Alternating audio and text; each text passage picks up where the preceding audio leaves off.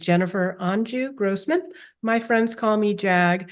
I am the CEO of the Atlas Society. We are the leading nonprofit introducing young people to the ideas and literature of Ayn Rand in fun, unconventional ways, including music and animated videos and graphic novels. Today, we are joined by Polina Pompliano. Before I even begin to introduce our guest, I want to remind all of you who are watching us on Zoom, Instagram, Twitter, Facebook, LinkedIn, or YouTube, you can use the comment section to type in your questions, and we'll get to as many of them as we can. But I have to warn you, I really like this book, so I have a lot of questions of my own. Polina Pompliano is the founder of The Profile, a media organization that studies successful people and companies in business, tech, sports, and entertainment. In her new book, Hidden Genius: The Secret Ways of Thinking That Power the World's Most Successful People, Polina discusses the simple and actionable habits that have helped some of the most recognizable people in the world achieve their success. Previously, she spent 5 years at Fortune, where she wrote more than 1,300 articles interviewing some of the most influential deal makers, including Melinda Gates, Steve Case, and Steve Schwarzman. Polina, thanks for joining us. Thank you so much for having me. I'm really excited. So our audience always likes to learn a bit about our guests' origin stories, and one aspect of yours that stood out to me was that your family emigrated from Bulgaria to America when you were 8. I'm guessing you were born a couple of years before the collapse of the Soviet Union. Did your parents share any stories about what life was like under communist rule? Yeah. So actually, I was born in 91, so a few years after, but both of my parents, grew up in it. And my dad's side in particular was very radically outspoken against communism in a time when it wasn't allowed to be outspoken about communism. So a lot of, my dad's uncles, grandfathers, cousins were sent to labor camps, to prisons. Some were killed for just the way they thought or what they said in some instances.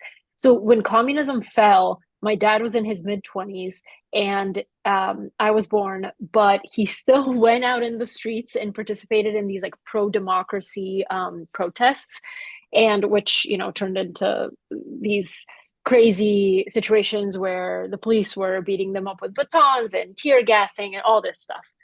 So when I asked him why, like, you had a young kid, why were you doing this? It was dangerous. And he said that basically what the young people in Bulgaria wanted was this democracy that they saw in America. But they didn't quite understand what that was. So when they thought, this was a democratic government, the government used their lack of information against them to manipulate them. It'd be like, look, this is democracy. And my dad was like, it wasn't democracy. It was just another form of oppression. So my dad became really disillusioned with Bulgaria as a whole. And really, really his dream was to move to the United States. So every year he applied for a green card lottery. And it was something that I think George Bush Sr. put into effect to kind of diversify. Good boss. Yeah, yeah.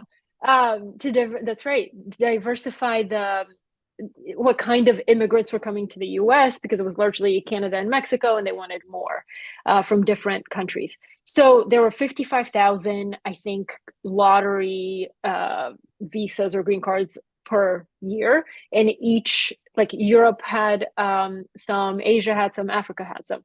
And my dad kept applying. And in 1999, we won. And so it took about a year to interview with the embassy and all that stuff. And we ended up moving to Atlanta, Georgia in 2000. Wow. So, given your father's experience and knowing a little bit about it, did that at all prime you for your Ayn Rand journey? Because I understand you read Atlas Shrugged in high school, and Yeah. that the Playboy interview is your favorite. And we talked about how definitely We the Living needs to be on your reading list. But Yeah. tell a little bit about what the stories and those ideas meant to you, or how you took them in at the time. Yeah, well, it was so interesting because I really didn't know anything about Rand or the or Atlas Shrugged when I read it. But after I read it, we read over the summer, and then we came back to school to talk about it in our literature class.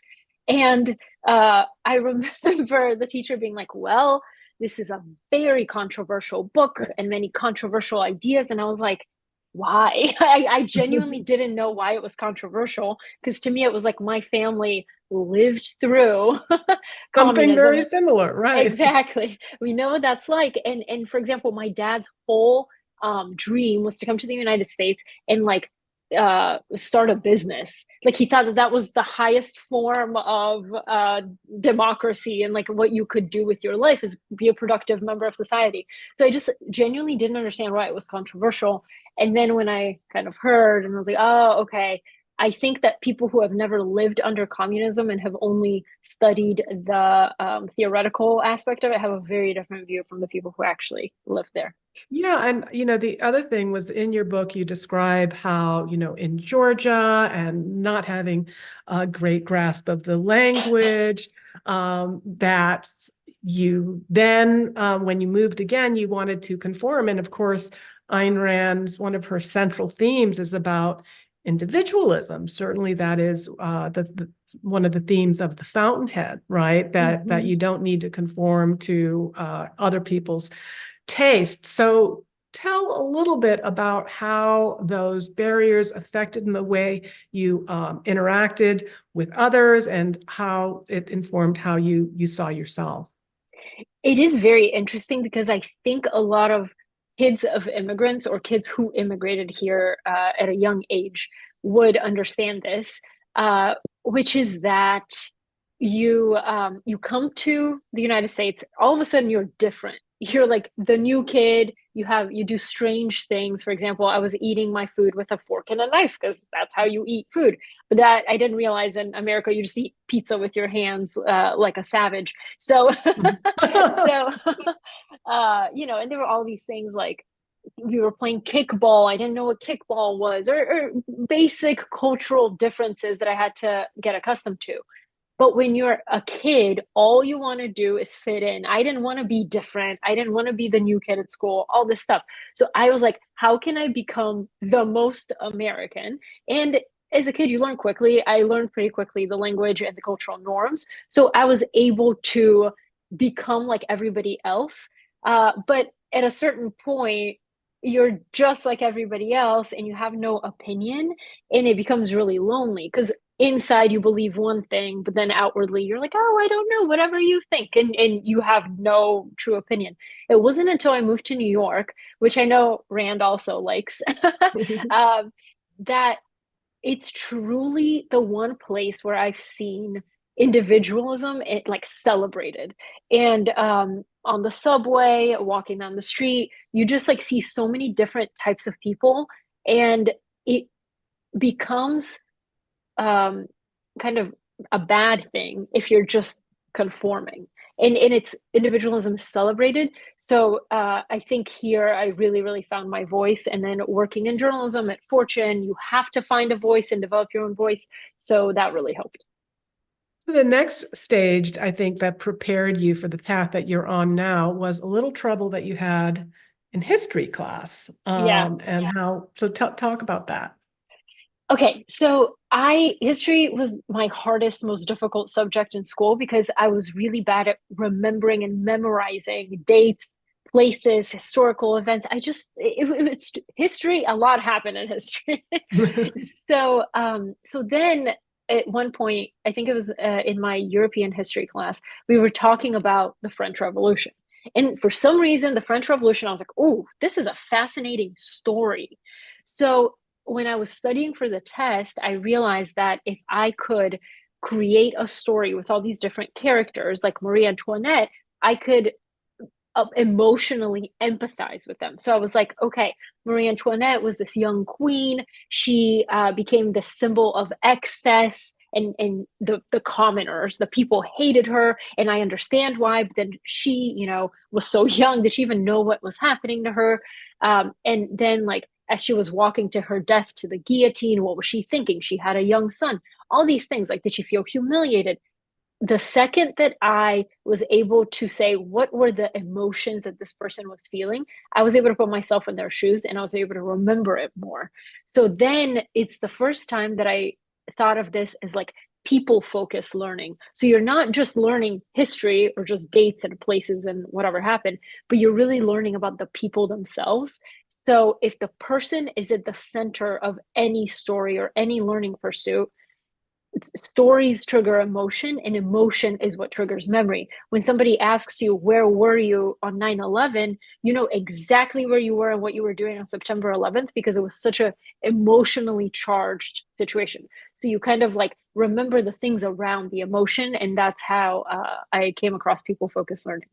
Interesting. All right. Well, then you took that into various jobs, including the 5.5 years that you spent Mm-hmm. at Fortune magazine. Given your focus on tech startups and venture capital, you were no stranger to the statistics showing that the overwhelming majority of new startups fail within a few years of being started. So what gave you the courage and the confidence to go off on your own, to leave this big brand media outlet and start the profile? Yeah.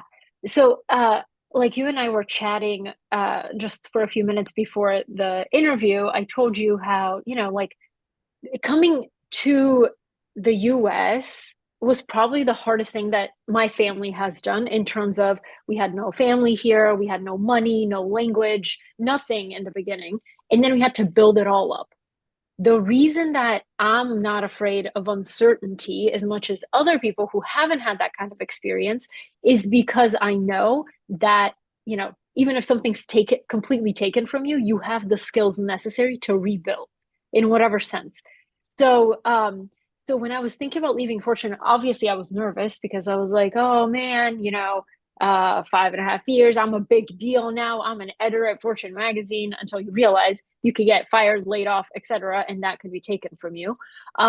So in 2020, as I was like making a pro and con list of should I stay or should I go, on my con list were things like that could happen, right? So if I leave and start my own company,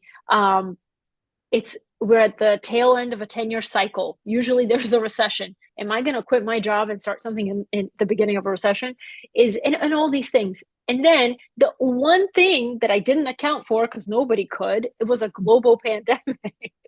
And so it just taught me, like, you can plan for everything, you can try to look around the corner, but there's always going to be something uncertain that hits you in the face, and you just have to deal with it. And you don't know how you'll react until you're in the moment. So, like you said, as a child, I probably saw more things than most kids who are very sheltered. So that helped me kind of understand, like, the world's an unpredictable place, and sink or swim, and you're going to have to do it. And I didn't know if it was going to work out, but what I did know was that I'm the type of person that when I pour my entire focus and energy into something, I will make it work. So even if it wasn't that, even if I failed miserably, I know that I would learn. And even if I had to go back and take a full-time job at a media company somewhere, I would have the skills to get hired again. Interesting. So in an age where everything is increasingly politicized and there's pressure to conform to one political tribe or another, certainly we saw that during COVID, a lot of intolerance for people that took dissenting views on some of the interventions, and so many media projects have succumbed to the allure of confirming or even pandering to the biases of their audiences. Few outlets, I think the Free Press is one of them, managed to maintain independence. Has that been a challenge or an issue for what you do at the profile? So it hasn't. And I think it hasn't because when I started, I was very clear that this wouldn't be like a political thing. I when I curate profiles, like you said, it's tech, media, sports, across every industry pretty much. I very rarely include profiles of political candidates because I find that so many of them are so slanted. And it's like, well, this isn't actually great journalism because it's not Mhm. objective and you're not even trying to be objective. It's just like, here's what I think, and I'm going to kind of hide behind facts. It's not like that. So I avoid that. I avoid political candidate profiles. But also, on top of that, because I write something at the top of every newsletter that's more like personal or what I think, um, I like, in a weird way, throwing things in where people, right when they thought they knew where I lean or how I, whatever, how I think, I throw something in and they're like, oh, wait a second, that doesn't conform to what I thought she believed. And I think part of it is like, I genuinely don't think that every person's belief system falls into a two-party political whatever world. In Europe, there's like 17 different political parties, so it's very hard to be like, I'm this or I'm that. And here there's two Mm. major ones. And people have contorted themselves into fitting into one bucket. Little And so box, yeah. yeah, you know exactly who they are when they open their mouth. And I think thanks to my experiences in Bulgaria, in Georgia, and in New York, you can't do that to me. And I like that. I like it. Yeah, I mean, I read the book. I was like, I have no idea what this person's political views are, and I don't really care because I got a lot out of the book, including your first chapter, which dealt with one of my favorite topics, which is creativity. You write that for centuries, we've treated creativity as something outside of our control. It's a talent, it's a gift. It's a muse, but you describe it as a skill that can be learned. How so? Yeah. So I do I didn't know this when I went into writing the book, but as I was doing more research, I was like, wow, like a lot of these words refer to something outside of the person's control. It was like, you know, this is a gift given to you by the muses, which has this divine aspect to it. But in reality, creativity, I think, is a skill that can be developed. Some people aren't, they say they're not creative, but I think they're not creative because they haven't put energy into doing that. When I was writing the book, I couldn't just wait for the muses because I had to have like butt in chair writing every day, or You had a otherwise I would deadline, miss the right? deadline. Exactly. So my favorite example of this is there's this chef called Grant Achatz, and he has this really innovative restaurant called the Linea in Chicago. And he's like at the forefront of innovation, and it's so interesting, and he surprises the guests with all these things. So he was the restaurant was voted like, you know, number one restaurant in the world. He was riding high. And then all of a sudden he was diagnosed with stage 4 tongue cancer. And for a chef, that is a death sentence. Like, how can you be an innovative chef if you can't taste? And what he learned, I was watching this documentary, and he was like, what people don't realize is that uh, he was like, taste isn't here, it's here. And he points to his head. So the whole idea is that actually taste is developed by your vision and your smell much more so than your taste buds on your tongue.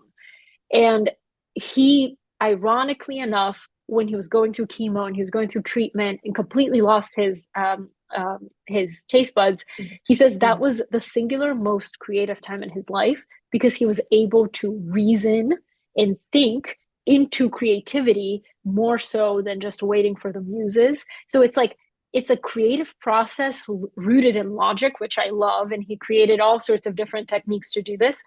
But the the one thing that he did, he was like, basically, I wanted the uh, guest to come in and look at a strawberry, eat it, and it's actually a tomato. So he's like using deception. Your eyes are failing your taste, and like all this stuff. It's very interesting, but I think that the point is that when you are constrained, is actually when you can be the most creative.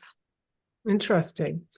So I remember, speaking of creativity, one of my counterparts, someone who runs a large student organization, asked me, I mean, genuinely, how do you come up with so many creative ideas for the Atlas Society? And you describe creativity as a skill that can be learned, but I also think of it as a mindset that can be cultivated. And for me, it all comes back to how we at the Atlas Society approach the philosophy of objectivism. Rather than treating it as some kind of closed dogma, we see it as open, and that means we're more willing to think independently and take creative risks and collaborate with people who aren't in lockstep with all of our views.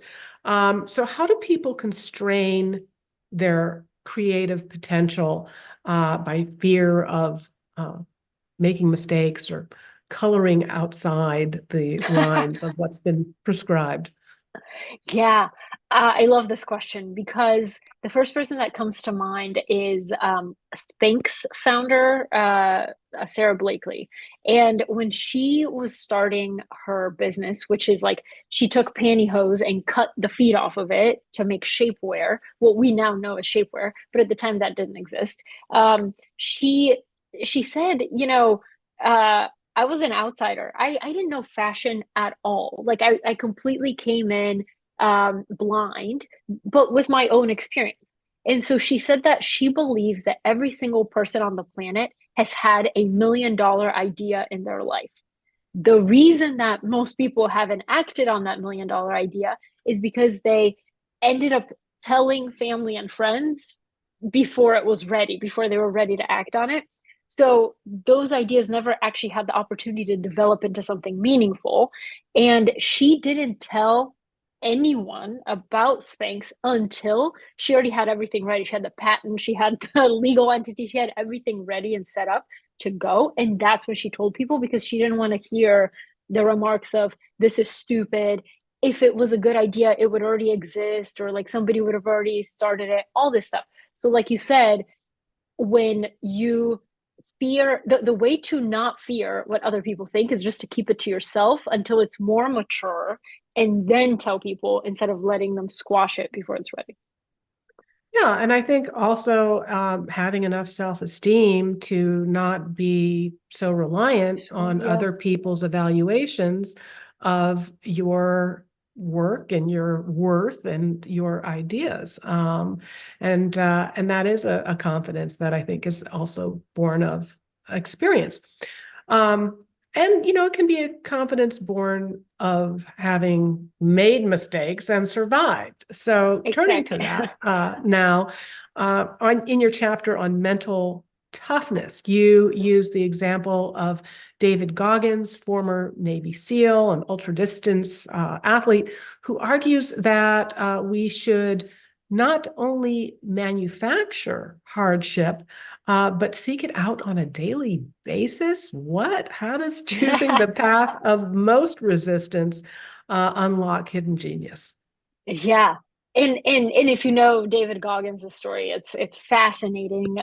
He really built himself into this ultra athlete.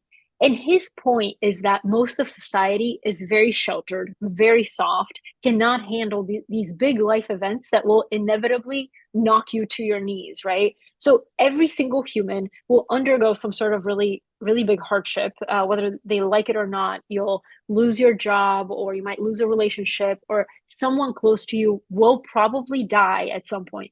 And if you are not resilient and you're not used to dealing with these hardships, you might have, a crisis. You might not be able to go on. So his point is that by exposing ourselves to tiny moments of hardship every single day, you actually, he calls it callousing the mind. You create friction so that when the big moments come, you're more prepared mentally and, in his case, physically. And that's the thing, like most people think of that as physical things. So, I have a marathon coming up. I need to train every single day to prepare for this big event. But actually, if you think about it, you can apply this to if you really hate negotiating for a raise at work with your boss, don't wait until you have to negotiate your raise. But instead, today, go sell something on Facebook Marketplace and try negotiating with a person who wants to buy it. It's things like that where every single day, by putting yourself in uncomfortable, even slightly uncomfortable situations, can prepare you for the really, really uncomfortable situation. And they will come. Speaking of experience, Nietzsche says that which does not kill you makes you stronger, but it's not automatic. I really think that it's a choice. And I learned this the hard way when catastrophe came for me in the form of my house burning down, along with 55 others in our community. And I remember thinking, okay, I lost my house.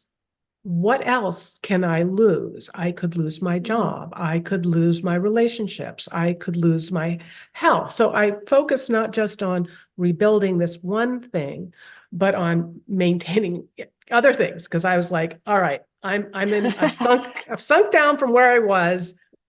I need to get back up there, so I can't sink down any further. So when I looked around how different neighbors handled it, I found not everybody was able to be successful in doing that. And I think that in retrospect, even something that was a pretty traumatic thing prepared me.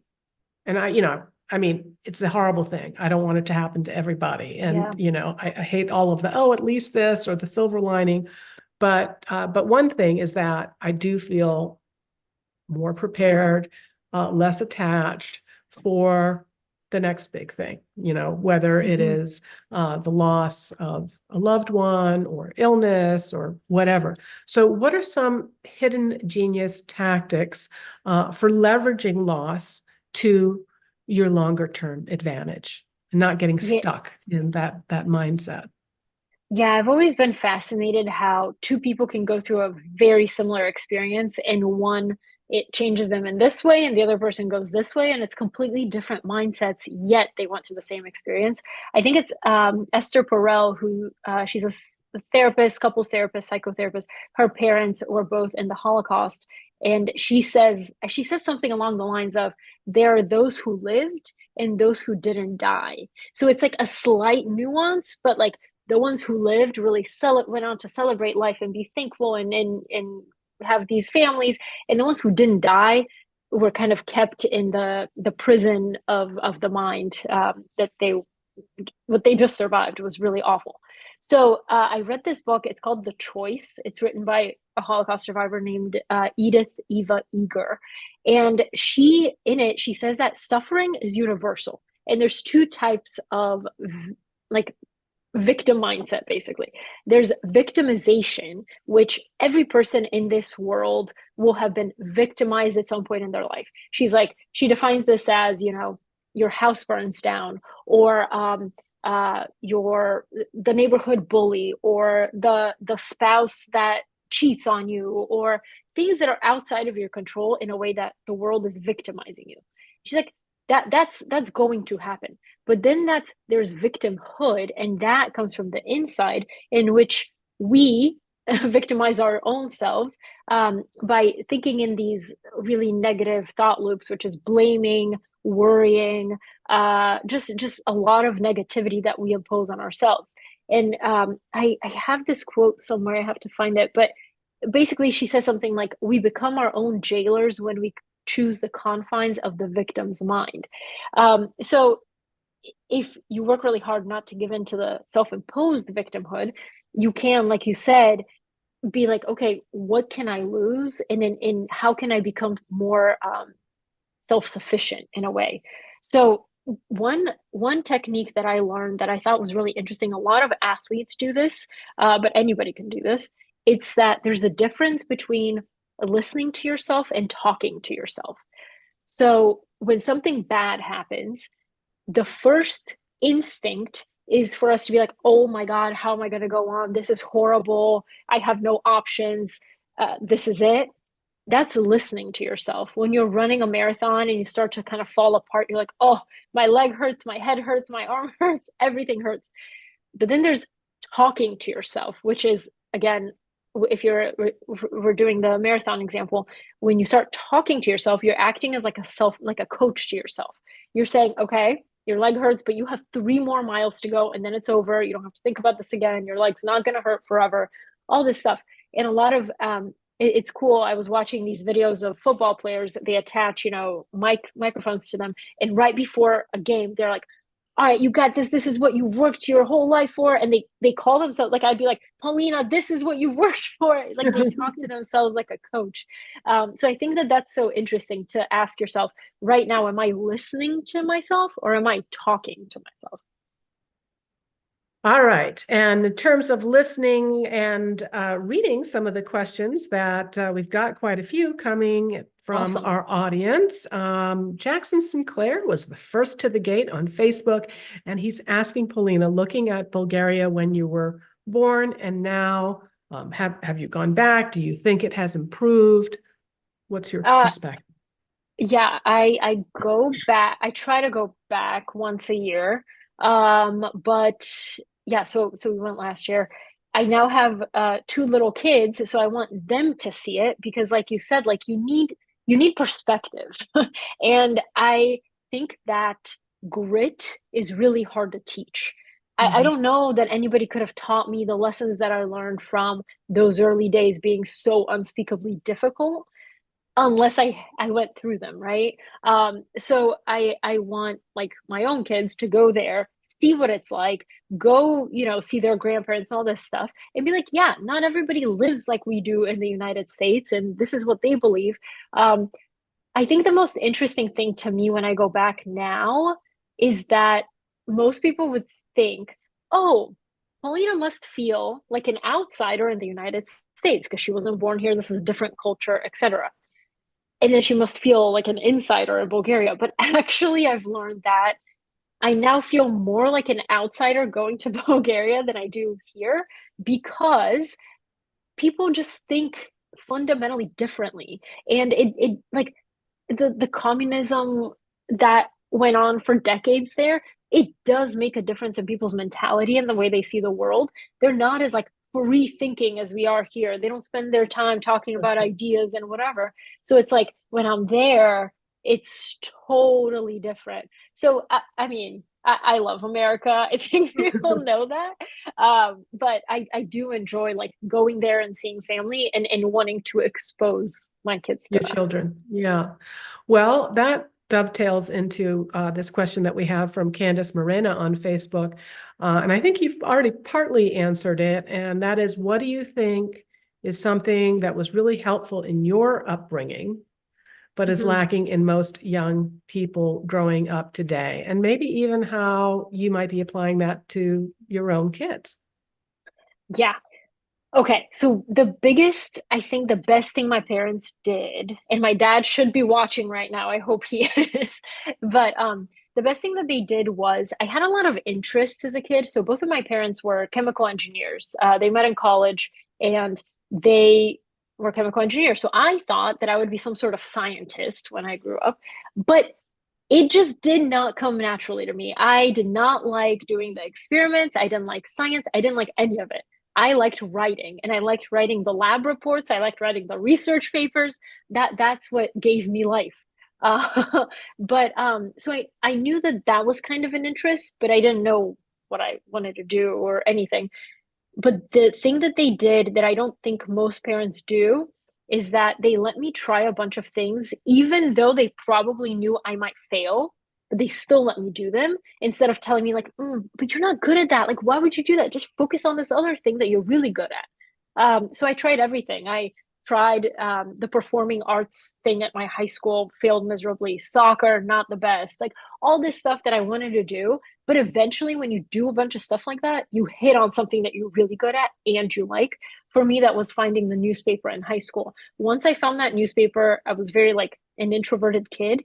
But suddenly, when you have a job to go interview people, you're like, I'm a journalist. I can talk to anyone, and you become a little bit more extroverted, whatever. But you learn, like, once I found that I could pair my love for research and writing together, and that was journalism, I was like, this is amazing. I can't believe people would pay me to do this.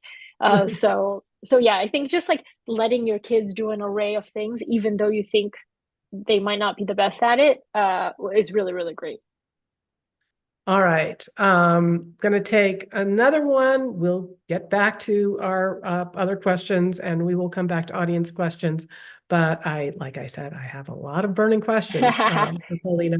On Instagram, Tasha Mollier asks, how do you maintain optimism with a 24-hour news cycle that is so negative? Do you just go on a news to try to avoid the news, or what do you do? So this is actually a central reason why I started my newsletter, The Profile, when I did. It was February 2017, and I was working at Fortune covering technology and news and whatever. But if you remember 2017, there was a lot of clickbait and a lot of just things that weren't very interesting to me. Stories with so many anonymous sources, you lose track. Like it was just a bad time for journalism, I think. So to get out of that cycle, I started reading a lot of really deeply reported long form profiles. And I was Hmm. like, at least you get some context and nuance about a person instead of reading these like, 300-word clickbait stories. So when I started doing that, I was like, and I'm going to use this as a conversation starter with family and friends. So I started an email to send 7 or 8 really long form, interesting profiles I had read that week to family and friends. And we would talk about them. But then that email turned into my newsletter, The Profile. And so I kind of got out of that negativity loop by finding the thing that I really enjoyed, which was like deeply reported articles that give you context about a person beyond just they voted for this person, they're this type of person, whatever. So that's how. And I think I really do think that if you're unhappy with something, you can create something for yourself. It's the same thing with the people focused learning. I was not happy with how I was being taught in school, so I like taught myself a way that worked. Interesting. All right. Well, getting back to your book, in your chapter on leadership, you describe how when individuals or companies find themselves in a crisis, creativity and experimentation are the first thing out the window. They Mm-hmm. freeze. And that really resonated with me because, again, I remember during the spring of 2020, when lockdown meant that all of our conferences and travel were upended by these government edicts. We had a choice. Other organizations essentially froze their operations and applied for government bailout funds, which came with their own list of restrictions. We took a different way. We rejected government funding and embraced 2020 as the year of experimentation and innovation, resulting in things like this podcast. So, from your enormous research on successful leaders, what are some examples of those who got creative when the going got really tough? So I think the key is to not wait until there's like a black swan moment to get creative or reinvent. So the thing that I learned from Grant Achatz, the chef I was talking about earlier, is like, okay, how is his restaurant so innovative year after year? It's the truth is that when most people hit on something successful, that success starts to breed complacency and they become complacent and they think they're always because they're at the top now they're always going to stay at the top, and that's obviously not the case. So i so what Grant does with his team is he says every 6 months, I don't care what's going on in the world and I don't care how successful our menu is, we're just going to blow it up. Every 6 months we're going to start from scratch, new menu, new everything, new experience. And his team will be like, Grant, this is the best menu we've ever had. Like, people love this. Are you kidding me? Can we just keep this one part? And he's like, no, because if you're not constantly disrupting yourself, somebody else will come in and disrupt you. So it's like every six That's months, so if you do true. that, yeah, if you do that every 6 months, then when the really big things happen, it doesn't matter because you're just doing what you've always done.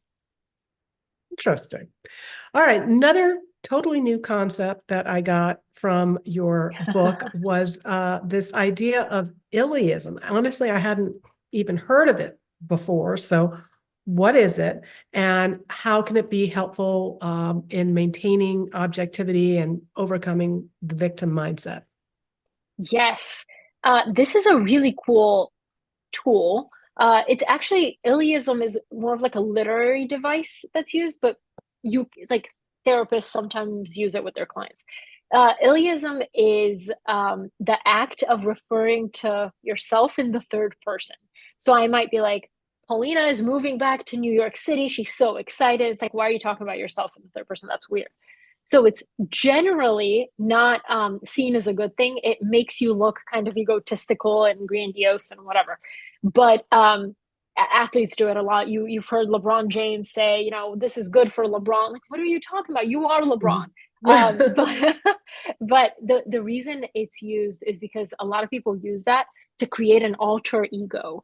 So a lot of athletes do this because they have kind of an alter ego on the field, but it's a form of self-distancing, and self-distancing sometimes from your own self can give you a little bit of space and to help you manage your emotions better. So for example, I used to be really, really introverted and really nervous speaking in front of people, except when you are a reporter at Fortune magazine. You have to go interview people on stage in front of 300 people, let's say.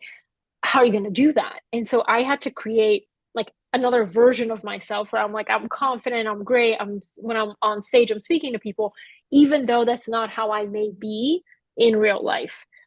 We've seen this with Beyonce. She created Sasha Fierce. Beyonce actually was not this like powerhouse, very extroverted. She was really, really shy and didn't like being in front of people, but that's her job. So she created this alter ego of like, okay, Sasha Fierce is this kind of person, this kind of person. And then over time, those two entities get closer and you become that. But Iliism is interesting because it's that like talking to yourself idea. When you are your own coach, you're talking to yourself as if you're another person. So it gives you a little bit of distance between, oh, I'm the victim, I'm whatever. And when you look at it from a distance, you're like, okay, but I can be this more confident, more logical, less emotional person. Right. Well, it really resonates with me because I remember after the board recruited me to run the Atlas Society, and I needed to do a lot of reorganization. And I ended up hiring somebody that I had worked with like 10 years ago or more when I was running a nutrition institute at Dole Food Company. So Oh yeah. I hired her, and seeing me in this new role, she's like, where is my former boss and what did you do with her? Because she remembered me as somebody who always had my door closed. I did not want to talk to Interesting. anybody. I did not want to meet with anybody. And here I was, giving speeches and giving interviews. And I think exactly the way that you described it, for me, it's like acting, Yeah. Yeah. and even like acting, even though it's not like my default state, but even by pretending that I'm really this person that, Yeah. just loves getting up on stage and being in front of the camera, I think it also begins to change you and expand, it's like the fake it till you make it. So there you go. Exactly. And another gem that I found in your book was you shared Mark Bertoli's 4 levels of Taoist leadership, which he described as the first level, your employees hate you. The second level, your employees fear you. The third level, your employees praise you.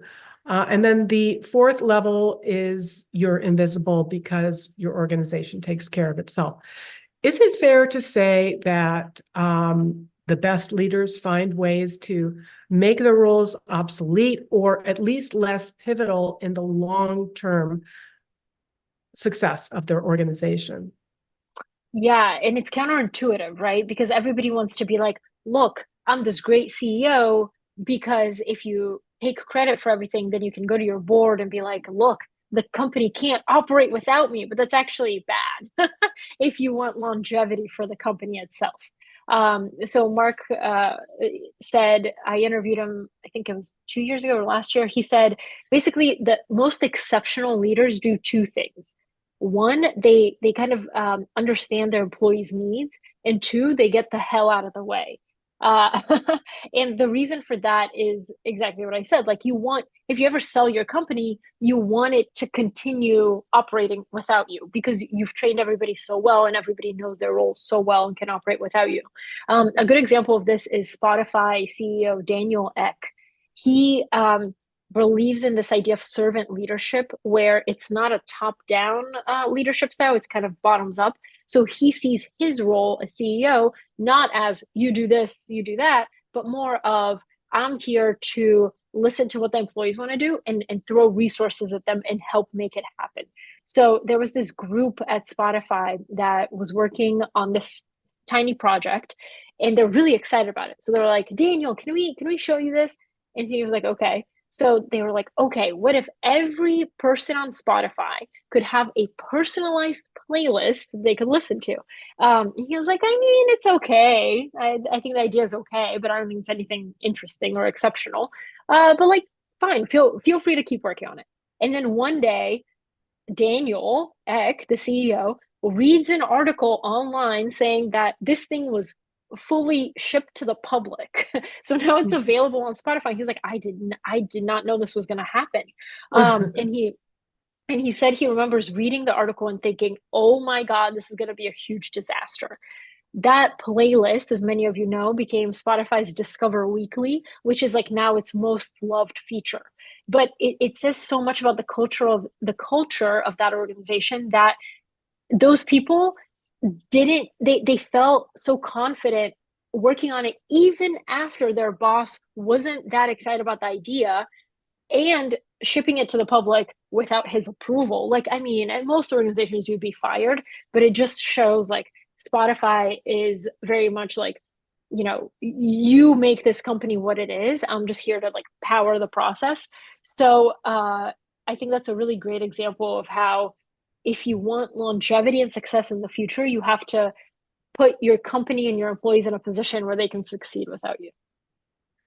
And yet, of course, there are limits because when the employees of Spotify said, "Oh, Joe Rogan, we don't want Oh, him," that's uh, right. they said, "You know what? Sorry, Yeah, and I if you think don't I think like there's it, like there's also like values and fundamentals that the company is founded on. So like those, what is the saying? Like write your values in stone and your opinions in sand, something like that. So like if your foundational value is we respect free speech and whatever, then there's no going away from that because you've stated that as your foundational value. That is a very good distinction. And speaking of journalism and free speech, a gentleman named Ivo Marinov, Oh, your yes. dad is here, and he says, Poli, you were a rebel in your newspaper at the University of Oh, Georgia. yeah. What did he say? That's what he says. He That's says, all he said. you're a rebel. It's over free speech essentially. Yeah. When I was the editor in chief of University of Georgia's newspaper when um University of Georgia's newspaper, the students, it's completely the students have editorial control. So there are no adults, there are no board members, there's just advisors, but the students have final say. And in 2012, when I was editor in chief, this rogue board member came in and tried to take that away. But it was something that the students had fought really hard over in the 70s. And I was like, that's not going to happen under my tenure. So if you want to do that, I will no longer be editor in chief. So I stepped down, and then the whole entire staff also stepped down. And then it like caught the attention of the New York Times, and it became this big walkout because the students wanted to retain editorial control.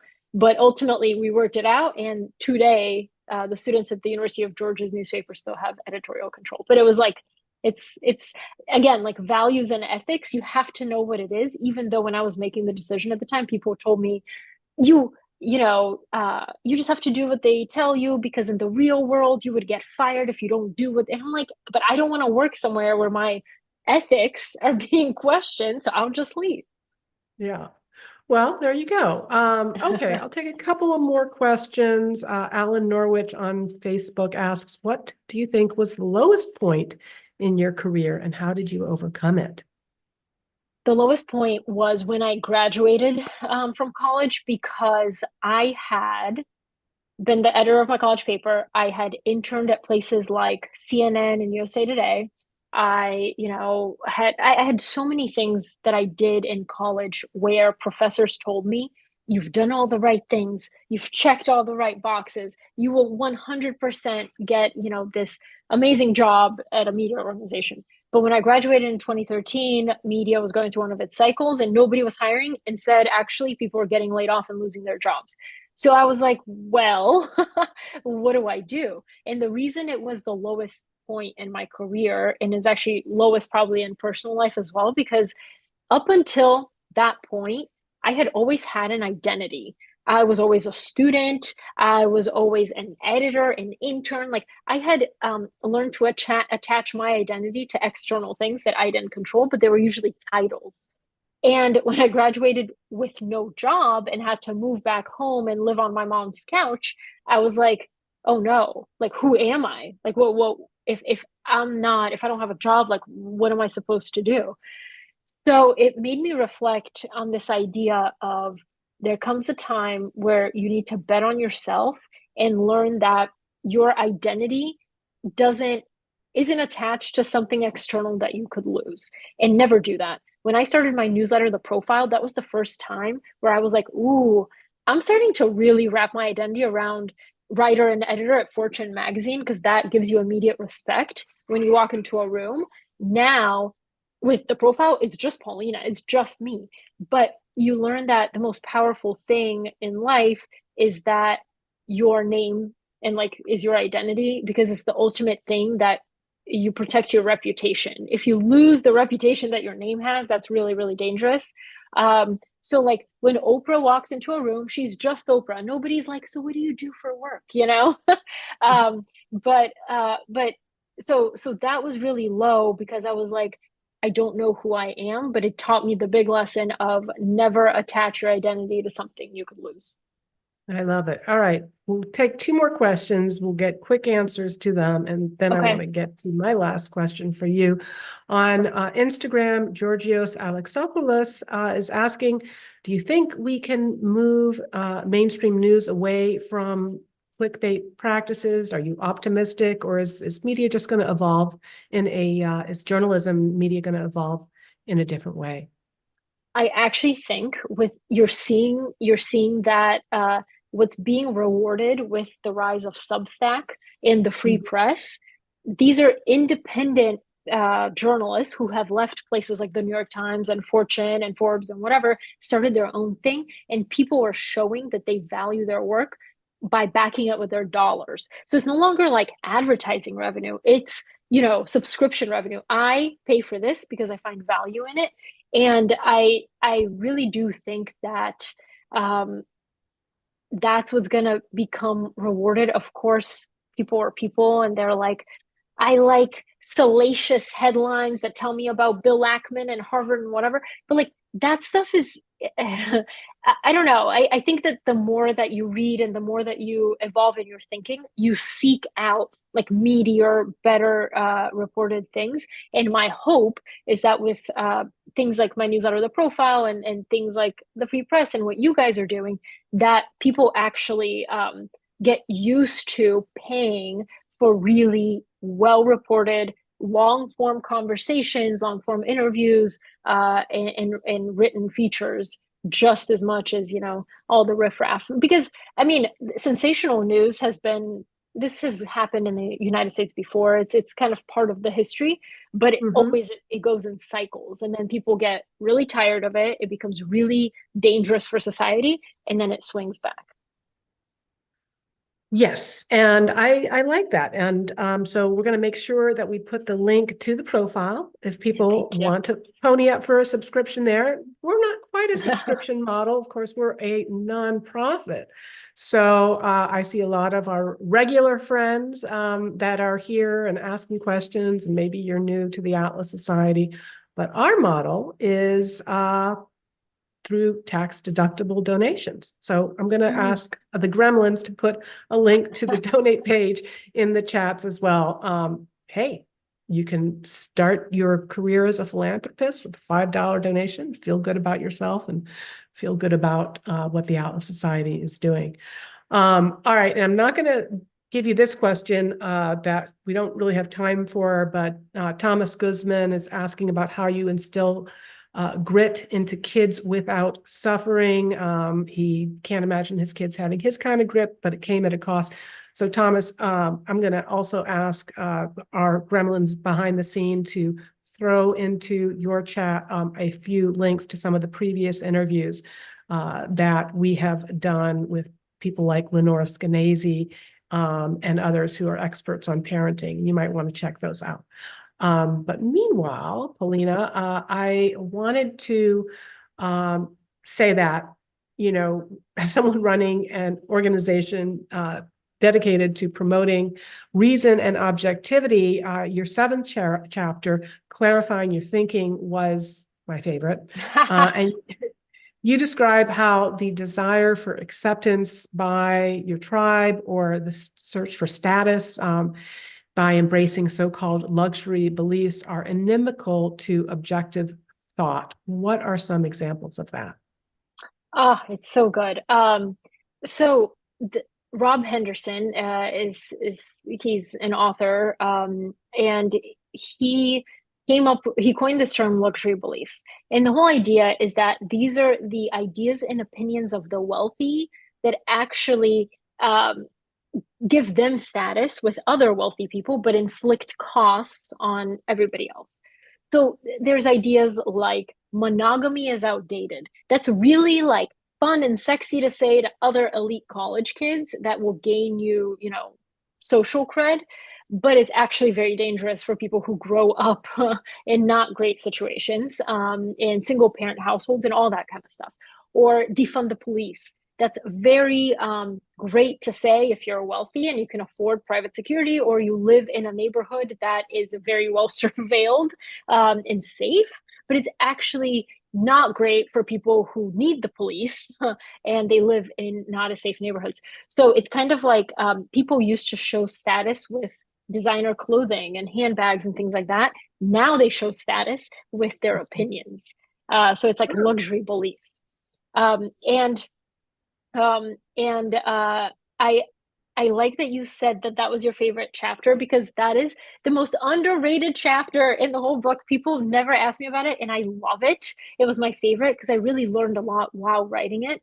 And if you know me, you know I'm obsessed with the idea of people who join cults. And I love that everyone's always like, I would never do that, and I would never join a cult until you do, because it's they manipulate you using a very much like emotion and things like that, because you're not thinking clearly and you're not logical and you're not a rational person. They kind of brainwash you into not being a rational person. So there's this woman, her name's Julia Galef, and she talks about how there's the idea that you can approach the world as a soldier or a scout. And a soldier's, yeah, like a soldier's mindset is to defend, to fight, to win. That's ultimately what they want to do. But a scout is out there to like survey the terrain and gather facts and like take in information. That's kind of the mindset that you want to be a rational person. And she says that you need to celebrate being objective instead of being right, because you know you should kind of congratulate yourself in being able to argue as dispassionately as you can, than just being right. And because I think what a lot of us do is we go into an argument already knowing what the other person will say based on who they are, especially in today's like super polarized world, you see somebody and you're like, I know what they're going to say or what their message is going to be.